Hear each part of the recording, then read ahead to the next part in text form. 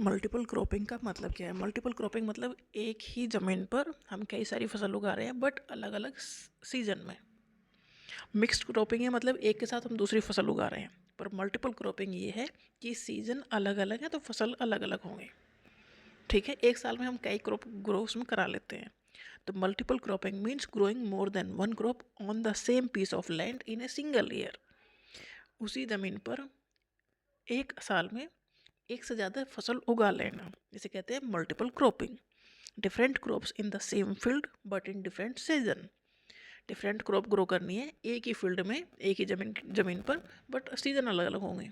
मतलब गर्मी में कुछ उगेगा, सर्दी में कुछ और उगेगा। ये तो होता ही है multiple cropping. Wheat in the rabi season and rice in the kharif season on the same field. एक साल में दो फसल तो उगती ही हैं, बीच में भी जुलाई अगस्त में भी कुछ फसल ले ली जाती हैं।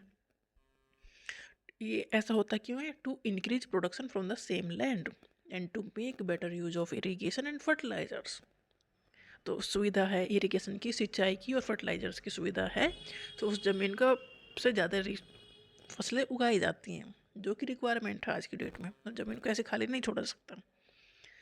मिक्स्ड क्रॉपिंग की क्या होती है? मिक्स्ड क्रॉपिंग होती है two crop grown together in the same field at the same time.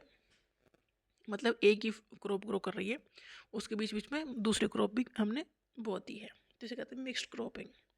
Multiple cropping का मतलब ये है एक सीजन पूरा हो गया, एक फसल हमने काट दी, फिर दूसरी फसल हमने बो दी, मतलब एक साल में हम कई सारी क्रॉप उससे ले रहे हैं, तो वो हो गई मल्टीपल क्रॉपिंग।